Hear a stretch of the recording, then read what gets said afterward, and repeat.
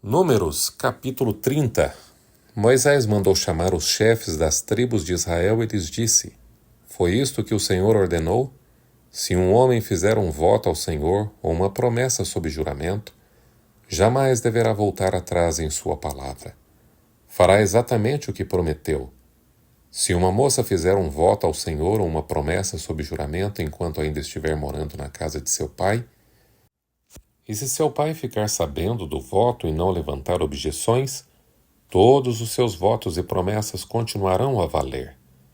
Mas, se no dia em que ficar sabendo seu pai se recusar a deixá-la cumprir o voto ou a promessa, todos os seus votos ou promessas serão anulados. O Senhor perdoará, pois o pai não permitiu que ela os cumprisse. Se uma moça fizer um voto ou assumir um compromisso por meio de uma promessa precipitada e depois se casar, e no dia em que ficar sabendo do voto ou da promessa o marido não levantar objeções, os votos e as promessas que ela fez continuarão a valer. Mas se no dia em que ficar sabendo seu marido se recusar a deixá-la cumprir o voto ou a promessa precipitada, os compromissos dela serão anulados e o Senhor a perdoará. A mulher viúva ou divorciada, porém, deverá cumprir todos os seus votos e promessas. Se uma mulher já for casada e morar na casa do marido, quando fizer o voto ou se comprometer por meio de uma promessa, e o marido ficar sabendo e não levantar objeções, os votos ou as promessas que ela fez continuarão a valer. Mas se no dia em que ficar sabendo o marido se recusar a aceitá-los, o voto ou a promessa dela será anulada, e o Senhor a perdoará. Portanto, qualquer voto ou promessa que a esposa tenha feito de humilhar-se, o marido poderá confirmar ou anular. Mas, se ele não levantar objeção alguma no dia em que ficar sabendo, indicará desse modo que está de acordo com todos os seus votos e promessas. Se ele esperar mais de um dia em anular um voto ou uma promessa, sofrerá o castigo que caberia à esposa.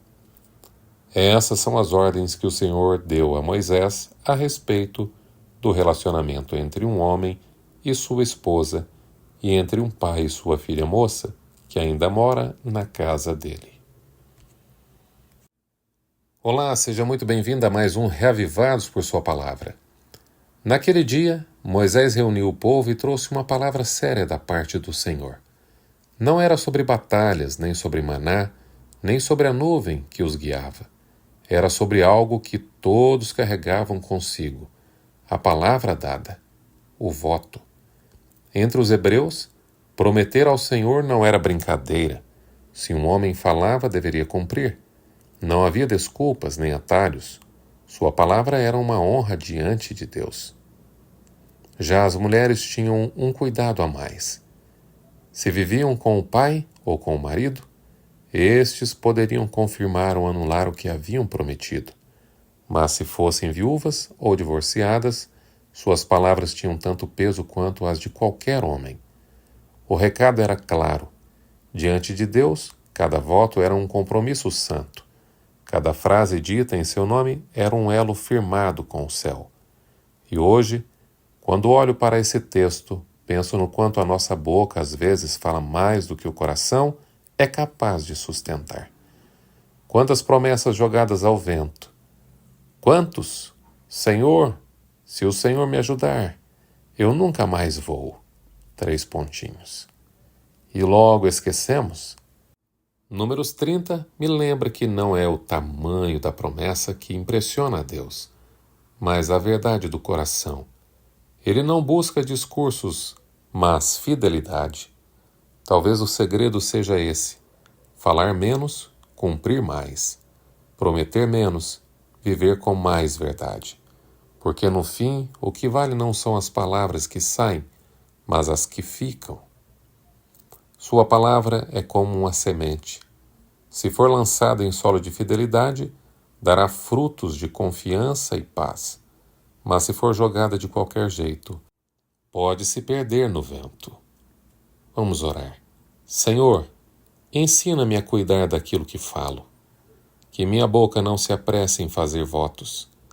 mas que meu coração seja firme em obedecer.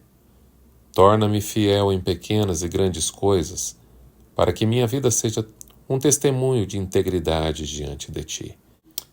Que o Deus que ouve cada palavra e conhece cada coração abençoe sua vida hoje, que sua boca fale apenas o que edifica e que suas promessas sejam sustentadas pela fidelidade do Senhor. Que você viva com verdade, simplicidade e firmeza, de modo que a sua palavra seja reflexo da palavra dele. E que a paz de Cristo encha o seu lar, sua família e seus caminhos.